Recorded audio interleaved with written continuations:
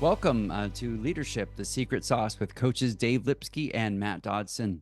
We are delving into the realms of leadership and coaching this afternoon. Join us as we sit down with remarkable leaders and coaches, uncovering their unique insights and strategies that make them truly exceptional. We'll explore the question, what is your secret sauce, and when and how did you know? Unveiling the hidden ingredients behind their success. Are you ready? Well, let's get started. And before we begin, a quick shout out to our sponsor, Character Matters Coaching and Consulting, where they believe that your character is the compass guiding you through life's journey. Whether you're facing personal or professional challenges, they are dedicated to helping you discover and strengthen the core values that define who you are. Dave, what do we have today?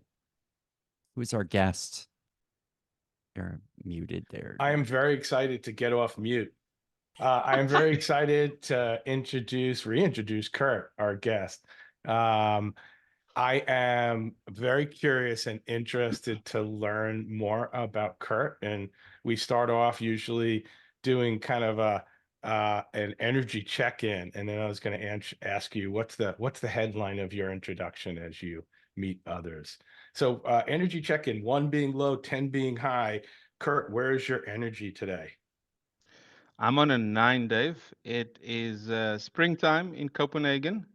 The mercury has gone above 20 degrees for the first time this year, and people are out and about. And me being someone that's from the southern hemisphere will never ever take the sun for granted again. And so that's helping me talk about energy, get some of that energy from the sunlight. I So I'm love good. that. What's your favorite outdoor activity? Mountain biking, actually, which I probably don't get as much mountains in Copenhagen as what I did in Cape Town. In fact, I don't get any mountains here. So it's more gravel, within the forest, which is not too bad actually either. So it's getting outdoors and getting that fresh perspective from nature. Awesome. Hey Matt, what's your energy level at? I'm probably at an 8. We're actually it's early here, and yeah, I'm excited about today. Very, very cool. I'm gonna average it out. I'm in an 8.5 to balance out Kurt and Matt because I'm Thanks. Right in thinking, between. yeah, I'm that's the kind of day I feel like I'm having. I'm gonna play a balancing role. Hmm. But I have good energy. I got a chance to go out with the dogs this morning, take a walk Mm. in nature. Similar, I need that every day, so it helps me a ton. Hmm. Um, Enough about me and nature and energy levels. Kurt, as you introduce yourself to others, what's the headline that you often introduce yourself with? The headline, that's a great question. I think the headline that comes to my mind, which I don't always say, but is the questionator. It's a probably something I probably keep quite internal, but it's coming from the place of someone that is curious, that is interested to learn, to know more about people, about the context I'm in, about what's happening out in the world, what's happening in your life. So I kind of tend to approach life in that manner, exploratory. Love it. I love it. And when just I pictured the questionator coming out of a phone booth and showing their questionator superhero t-shirt with cape. Yep. What is that you? And what activates the questionator? Like what happens with the client that you come out of the booth with great questions? I think it's being present. I think it's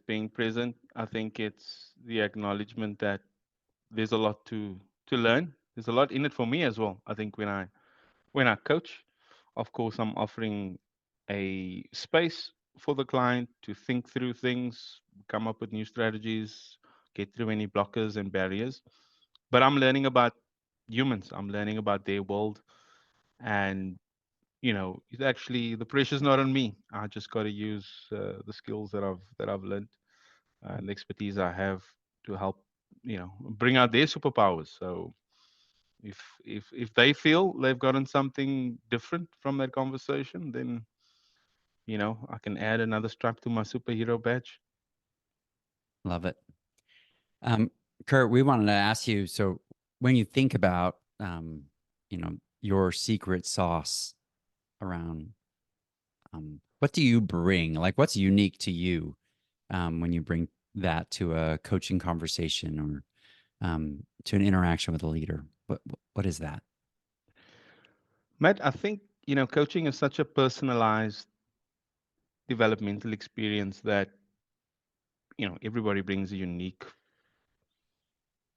identity to the experience, even before we start tapping into skills. So I think for me, it's the fact that I come from a context where learning and development and growth was previously a privileged sport because of political dynamics in South Africa, because of access to education being limited to demographics, and me not having historically been in that demographic.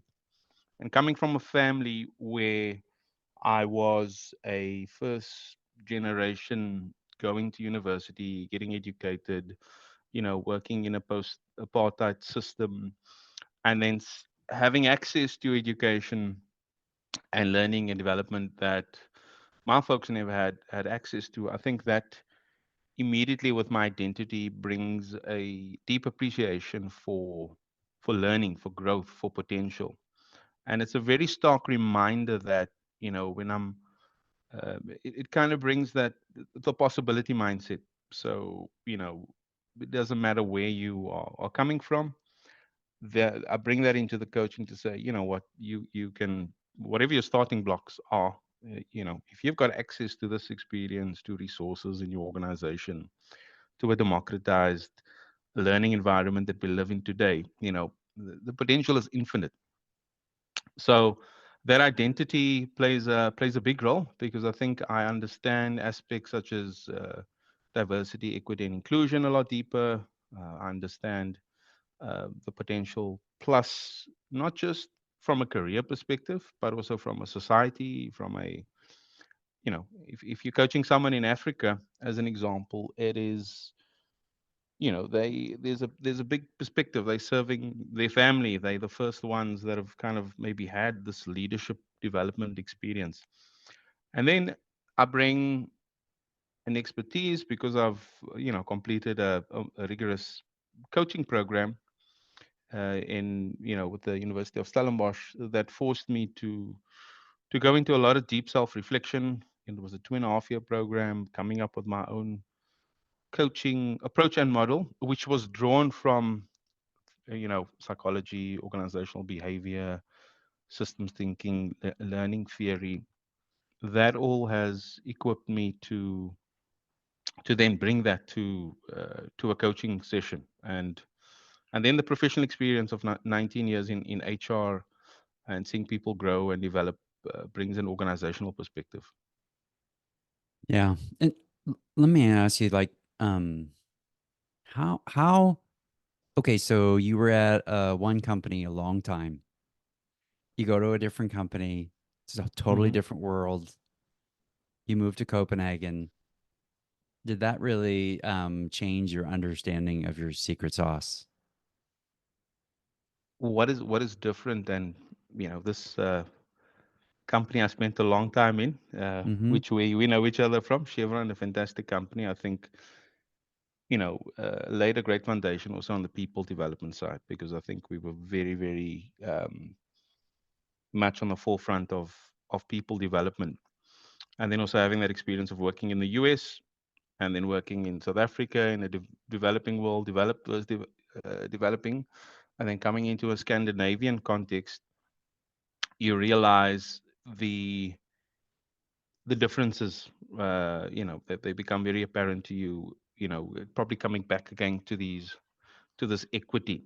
So, and the mindsets are very, very different in those contexts. So, the mindset in a class, let's say the mindset and the vibe and the environment doing a leadership development program in Africa is very different to Scandinavia. In Africa, you may have a half-time lunch break, and then people are coming back, and we literally there's music and there's a vibe and there's that kind of energy, right?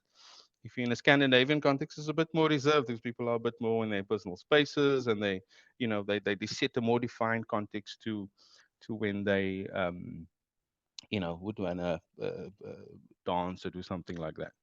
So I think it's all about understanding that environment. I still coach globally, so it's not like I'm limited to Scandinavia. So that's the nice thing.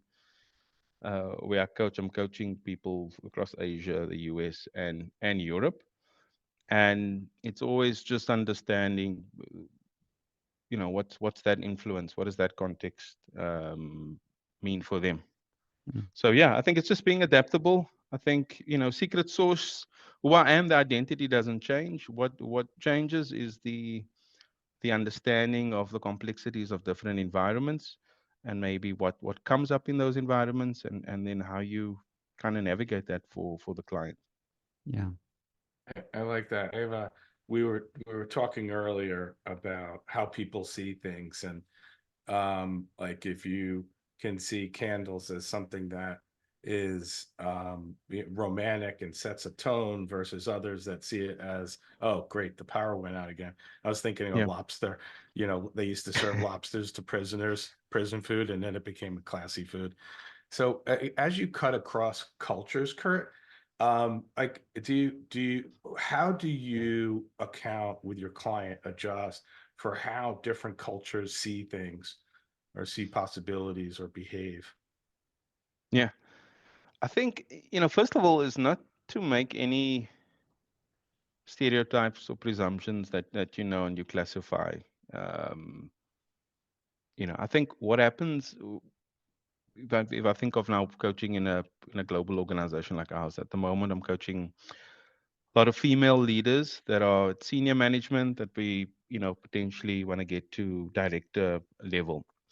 And they, across the different cultures, may, let's say, the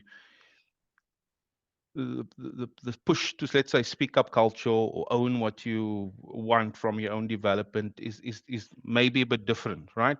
But then you're getting that from a culture perspective, but then you're also maybe getting that from a gender perspective. Whereas, what I observe with female leaders often is, people that we're trying to grow, they maybe not, they're not pushing it as hard as our male counterparts is, and so it's trying to look at, what's happening in the organization. So if we as an organization are saying this is what we actually want, this is a standard in the way we, we want you to each own your career and have a very clear view, then there's a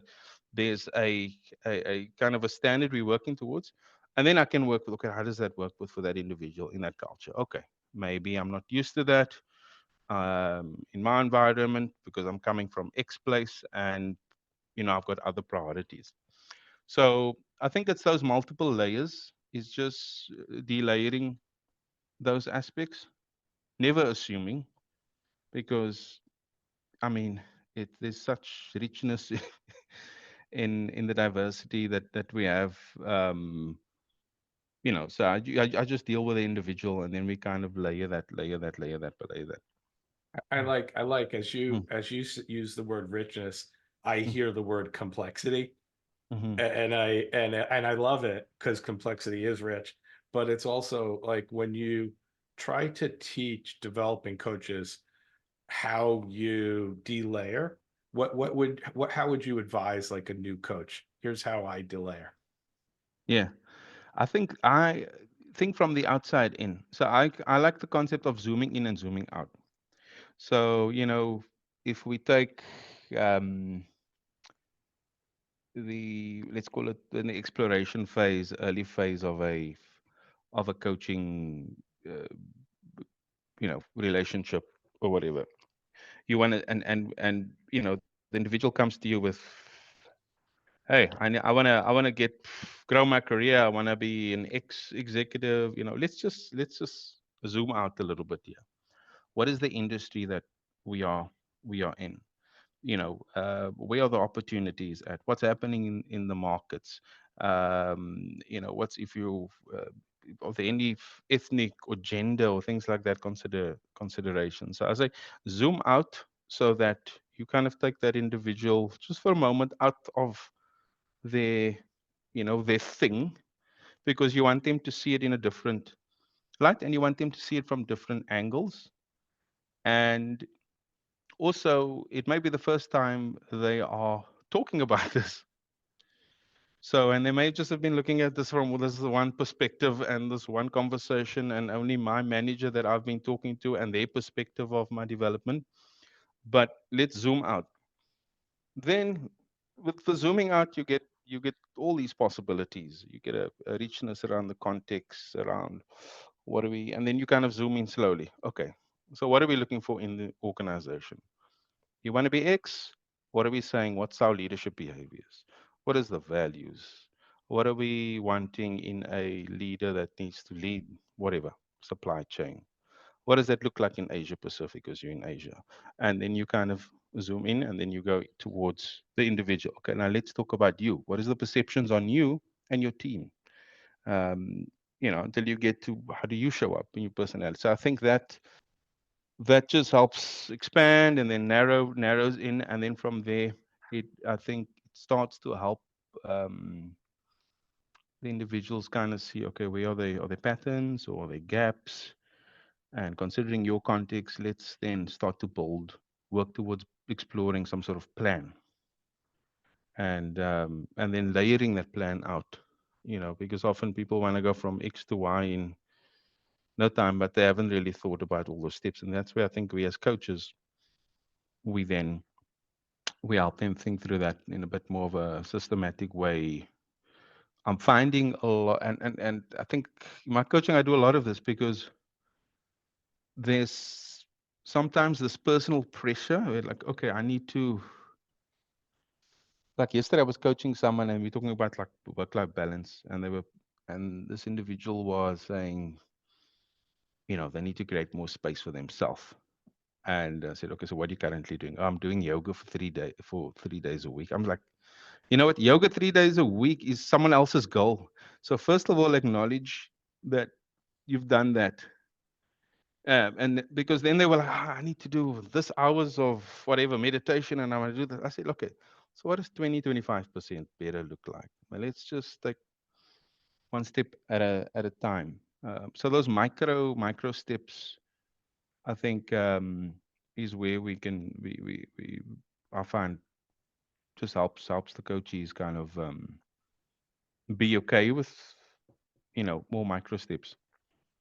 That's it. Actually, that's really rich. I think just in terms of you kind of have pointed out a coach's role in kind of getting perspective in the grind. And I love the idea of that's somebody else's goal, but what's really your goal? So you're saying watching yoga 3 times a week on my phone? That's somebody else's goal, Dave. What's your level of motivation with that on a scale of 1 to 10, Dave? I could increase the amount of time I'm watching yoga. I mean, I could step Oh it up. no, I that love has actually, so many problems with what it. I know, I'll stop. One of the things that I really did, I really like the way you described, Kurt, is delayering and then Mhm. relayering, Mhm. right? So it's very interesting because I think like the way our clients construct their world, like until you can get in the camera, until you could see things the way they see, and then you're hit with this complexity of like they're overthinking, they're doing too many things, right? And then being able to like take a breath and say, okay, you're in a safe place. We're going to relayer something that makes more sense to you. And I pictured you coaching and it was very comforting. So thank you. Yeah. Thank you. And we can work on that yoga watching, Dave. I think good. I need it because I might get in shape. Right. no, yeah. Okay. Yeah. I I know. can see We'll Matt. go to. I can see Matt wants to move on. I'm gonna turn it over to Matt, but I'm gonna tell Wow. one quick joke, one Yeah. dad joke, Matt. So my son, I was teaching human performance in work once, and my son said, "What do you teach?" And I told him. He said, "You can't teach that, Dad. You're out of shape." And I said, "Round is a shape." He couldn't argue with me. He was 10, so Kurt, what do you think you like if you were to receive coaching? What do you look for in a coach? What do you want from a coach? So I've got a coach that I've been working with like the last 2 3 years, and what the reason I like this coach and it works for me is there's a first of all they they they're professionally certified. My coach is a he's a master coach.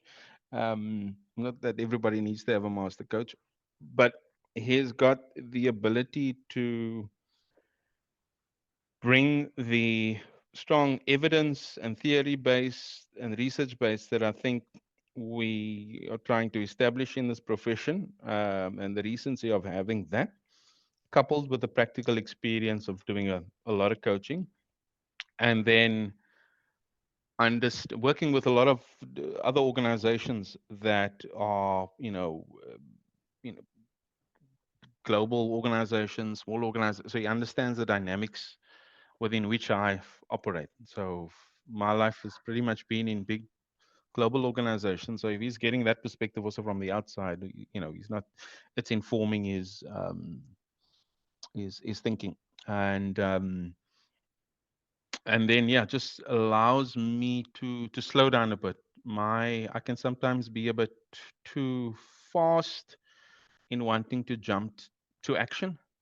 That's kind of my bias. If you look at my learning style, is let me just okay, I've 60 70% of this I know, let's learn quickly from experience, which is not a bad thing, but I need to spend a bit more time thinking.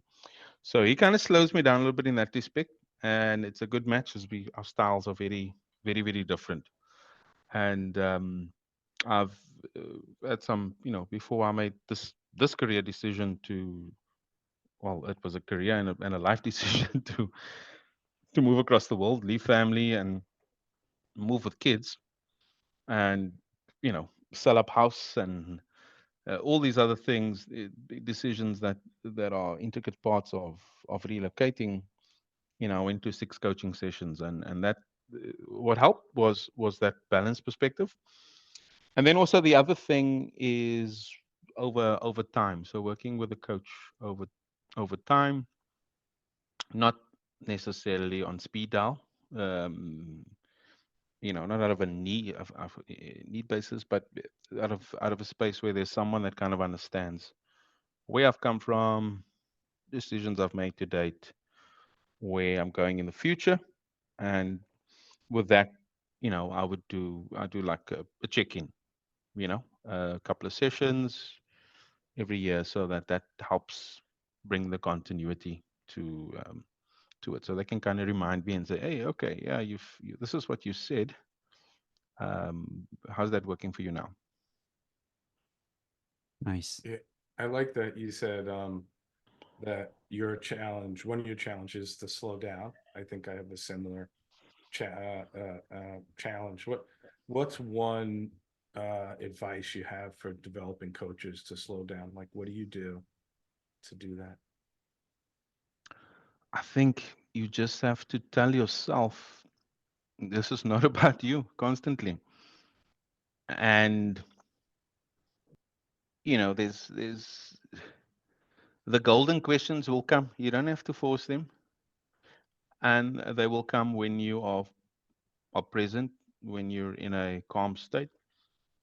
Um, in my coaching sessions, what I've actually got in my calendar is time before the session, but blocked in the calendar just to get into a headspace of being calm. So that may mean, take a 3-minute breathing exercise, just center yourself, because the next hour is not about you.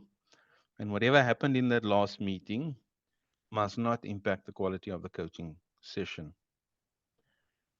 And in the space where you're coaching globally and you're coaching on Teams or Skype or whatever, you can easily get distracted also. So I think, don't feel the pressure that you need to have. Sometimes just holding the space for someone is fine. And then take control of your own being.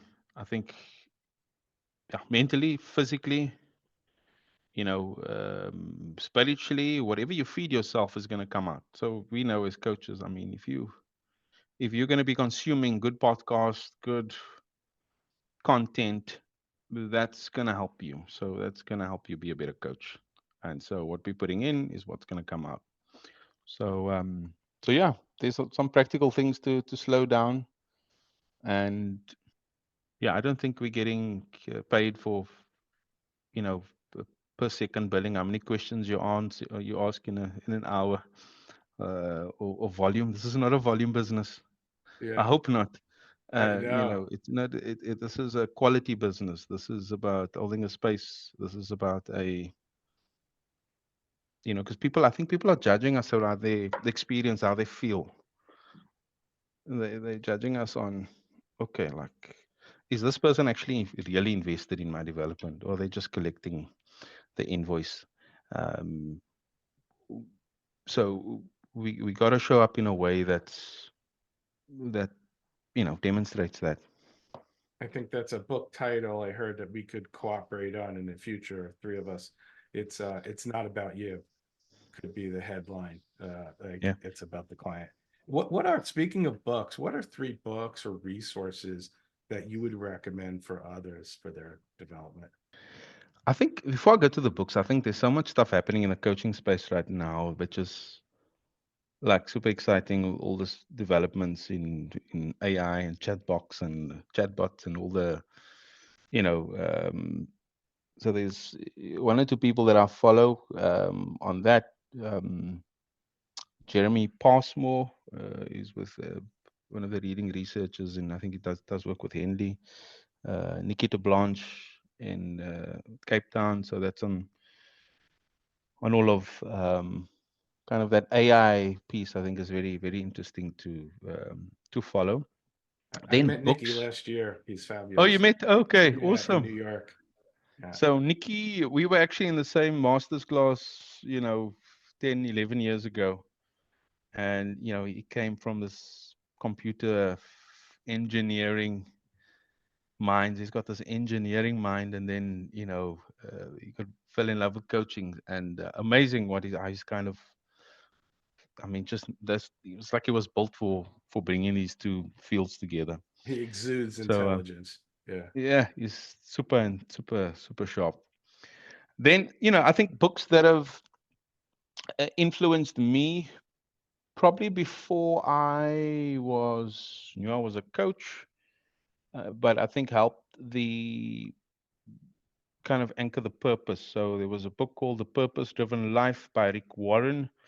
And he talks about shape, talks about your skills, your spiritual gifts, your heart, your experiences, personality, abilities. I think that book I read while I was at university, and around the time that I started being very interested in psychology, and while I was running some church community programs where I needed to equip like 40 leaders onto this program.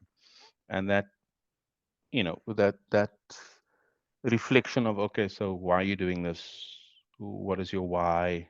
What is the impact you're making on people? And that was one that really stood out. Then in my, I think probably in my coaching training, there was a book I read, which was, they didn't say it was a coaching book per se, but I think it was nice actually for new coaches also to read, which is Nancy Klein's 10 Components of a Thinking Environment. And it's really sets, some good principles around, these are the things that you want to make sure you have in place when you are having a conversation, when you want people to think differently. And it talks about, things like your the environment you set, and so on. And then, coming back to a bit of this intercultural piece, I think I'm always looking for things that, outside of the field that I could bring in.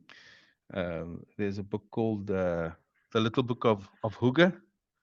Hygge is a concept in Denmark, which is really around creating, a space that is, you'll often hear Danes say, cozy. We're having a cozy environment, cozy time. This is where the candles comes from, David. And and it's like an intimate space, or it's a space with friends, with close people that you value. And of course, the Danes are, being studied for their happiness levels. I think they're currently number 2 behind the Finns, and they're constantly up there. And it explores the topic of happiness, and and why they're content. They're not necessarily smiling and walking around with big smiles, high-fiving. It's a different type of being content. I'm finding that quite interesting. So I read that book just to kind of understand what is this context, and it's written by a guy that leads the Happiness Institute. So I think a lot of concepts that could apply also to coaching. How do we create that setting? How do we help people feel more content and find balance? Because with especially working with clients that want to conquer the world, having a full view around that, understanding there's trade-offs, and getting to the core of what is actually going to make you what's going to make you happy, and bringing that from a balanced perspective. Wow. Yeah. Kurt, some of the things that just sort of as we sort of kind of pivot into this idea around just a reflection, what struck me in some of what you said was like providing like an opportunity and a space to like have some perspective on the grind. And glad to hear that the leaders in Copenhagen are the same as leaders in the US, as the same. We're just, like stuck in the grind. And a coach provides that space to like have some perspective on the grind. Yep. And it's one of those things, even as a leader or as a coach, I need to be mindful of my own sort of, as I come into the coaching session, I've just been grinding away and not even realizing it. And I need to make sure that I address that before I walk into the coaching session. If I'm going to ask my coachee to sort of get some perspective on the grind. That's actually just made me smile. Like I just forget that. I forget that is one of the places that we hold for coachees, is to just get some perspective on it. That's really good. I think it's really connected to being content, or sort of the happiness scale on that same thing, because if I'm on a hamster wheel going nowhere, I'm still on the hamster wheel. So yeah. Mm. No, Dave? exactly. Yeah. Yeah, just adding to that, I think, stuck in the grind, stuck in our own head, and remembering that coaches can get stuck in their own head. Clients can also get stuck in their own head. So as a coach, we're delayering, like right, with the focus on helping the client see something more clearly, but also that's the best possible focus for a coach, because then we could help rebuild that so that it makes sense for the client along the way. So I really like that concept. I'm going to keep playing around with that. Thank you. Kurt, thank you so much for spending the time with us. We really appreciate it. And just your willingness to hang in there with us and come back again. And I find what you guys are doing at the company that you're at is really fascinating. And if you are listening to this and you want to follow Kurt on LinkedIn, he will post things around his own journey. It's well worth it to follow and to hear and to see those different things. I encourage you to find him on LinkedIn. Is there any other way that people can connect with you, Kurt? Yeah, I mean, I appreciate that, Matt, and I think that's I think it's just LinkedIn I'm using as a vehicle just to be, I find so much inspiration from every walk of life. There's so many different and just sharing it. So yeah, if LinkedIn is the best way. But also, I want to take this opportunity to thank you, Matt. We know each other for quite some time now, and you've been one of the best coaches I've had. And you're one of those people that have got that, that true developer's heart, I call it, which is, it's not a job, it's a calling. It's something that you would just do regardless, and you see things in people, and you've been that for me in my time at Chevron. So thank you for all you've done, and you were very instrumental in me getting to the States and having a really awesome time there with Chevron. So it's a pleasure being part of this podcast. You guys are doing super work. I'm enjoying the different people you're having on. And Dave, thanks a lot. I appreciate you. I love the flow. I love the interplay between the two of you, and that's something that works. Dave is always there to bring it into perspective with good humor. So thanks, Dave. And I know you're doing a lot of development work and coaching for others. So keep up the super work. And thanks for having me. And yes, we continue to follow each other from not too far, actually, in this virtual world. And really great to connect on this topic. Yeah, I appreciate that. We're all close, and you gave me the perfect follow through in the last minute, which is Matt is an awesome coach. He also coaches me. And if you want to get in touch with Matt's organization, Character Matters Coaching, you can visit charactermatters.us.com to learn more about their transformative coaching approach. So with that said, thank you, Kurt, and back to you, Matt.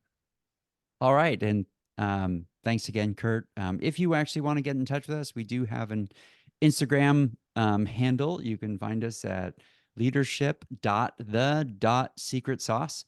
You're welcome to provide us feedback. We ask that you would actually follow us on Instagram, or follow us on your podcast, whether that's Google, Apple, or Spotify. Until next time, have a great day.